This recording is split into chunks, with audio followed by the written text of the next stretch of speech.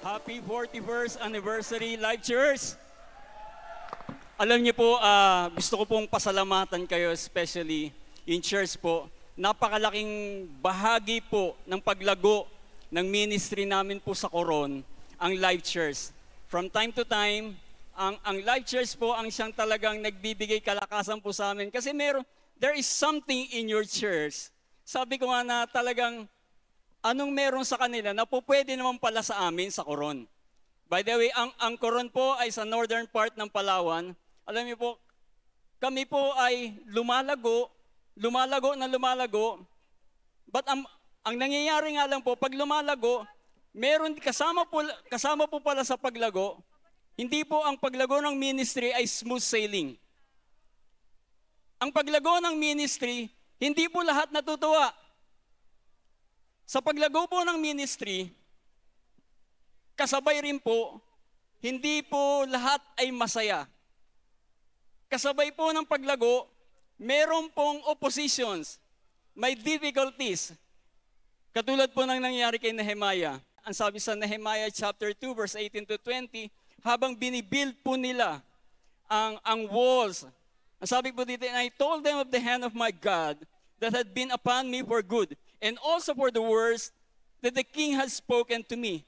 And they said, let us rise up and build. So they strengthened their hands for the good work.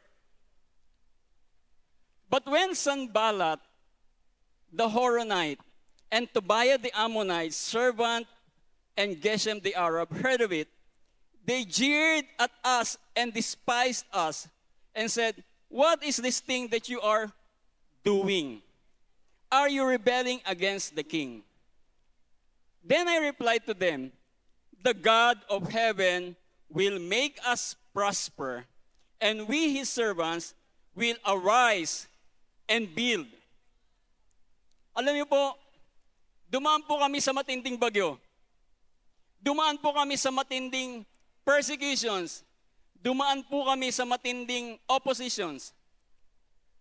Oppositions is always difficult. Matindi. Sabi ko nga, inaantay nila kung paano kami bumagsak. Inaantay nila kung paano gumapang. May church bang ganon?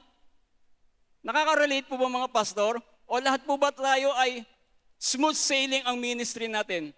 And I think Live Church, hindi aabot ng 41st anniversary kung walang pinagdaan ng mga oppositions. Walang pinagdaan ng trials and difficulties in life. Kaya nga, sa matinding bagyo nito, ganun pala.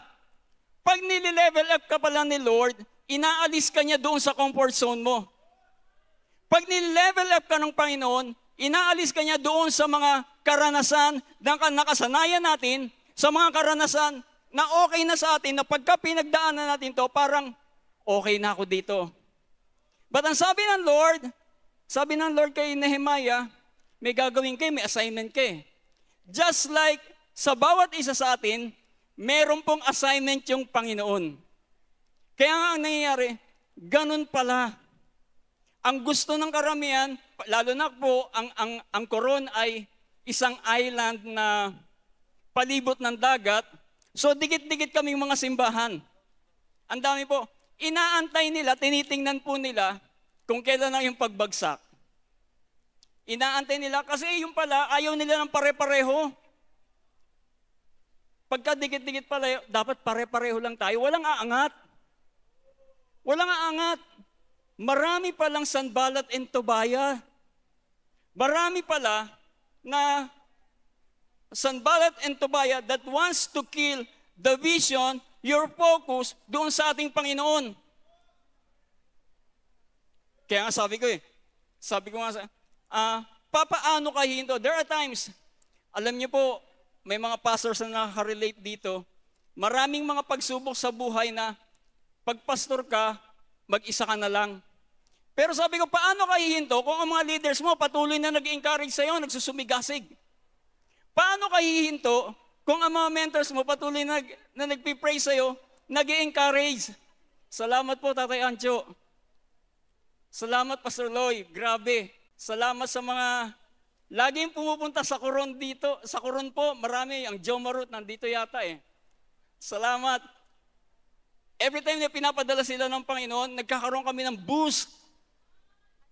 Every time na hindi ka manghihina, hindi po dahil sa kanila, because doon sa dala-dala nila, na good news na laging nagpapaangat ng spiritual life na meron tayo. There are times ng buhay natin, hindi lahat ng level ng spiritual life natin nasa taas. There are times there are lows in our lives. Kaya nga paano ka hihinto kung nararanasan mo sa buhay mo na ang pagkilos ng banal na espiritu, nararamdaman mo, inaangat ka. Sabi nga ni Sam Chand, sabi po ni Sam Chand, if you're not hurting, you're not leading.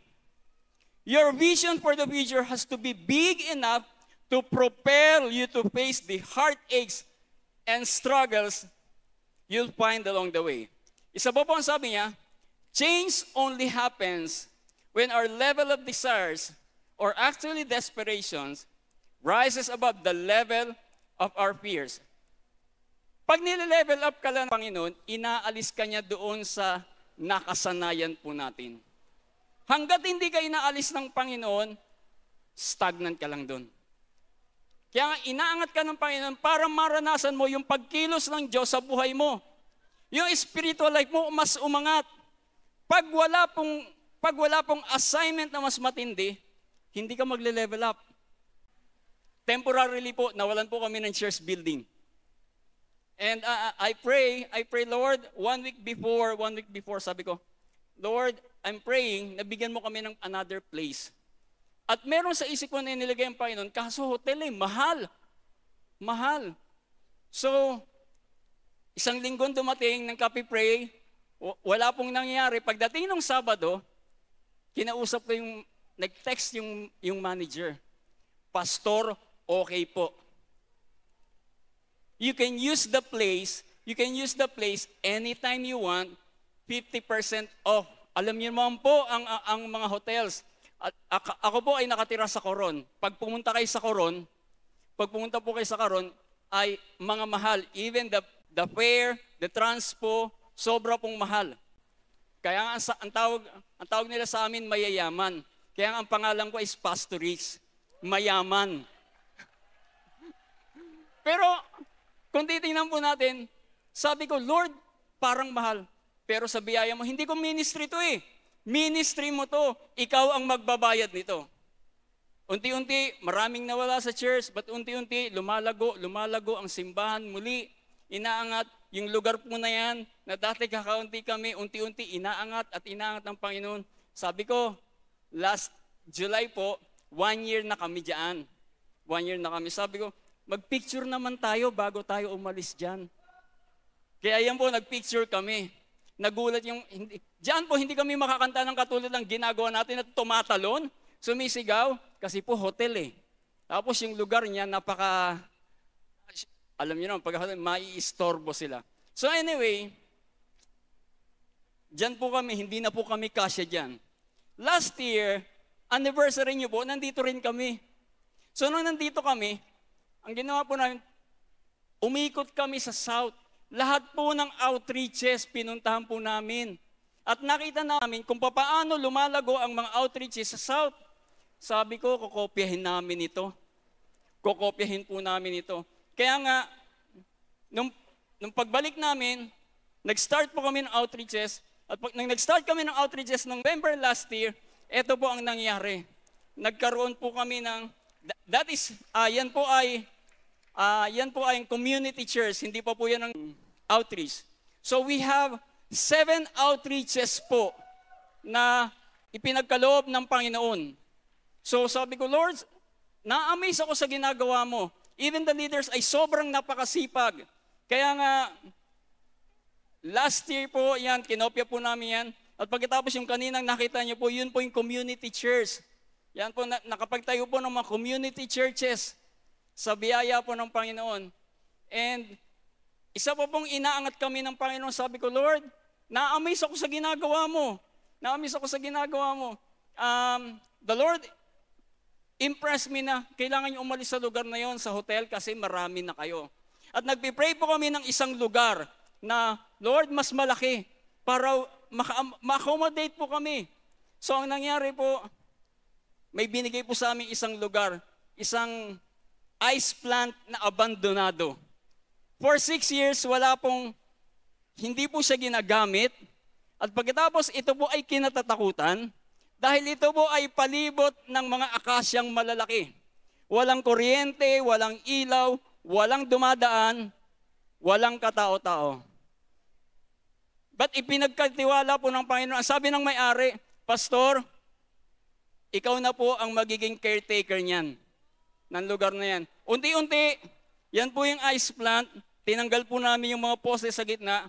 Although medyo luma na siya, at ang sabi ko, hindi, walang problema yan. Walang problema yan kasi ang Lord ang bahalang magpagawa niyan.